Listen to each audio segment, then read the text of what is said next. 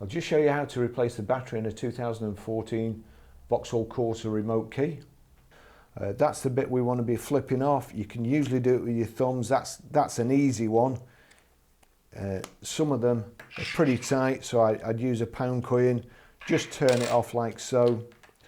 Then you need the screwdriver just to lever this battery out. Flips out. It's a CR 2032, and again reverse order, needs to clip under this lip there, back in, back on like so. That's it.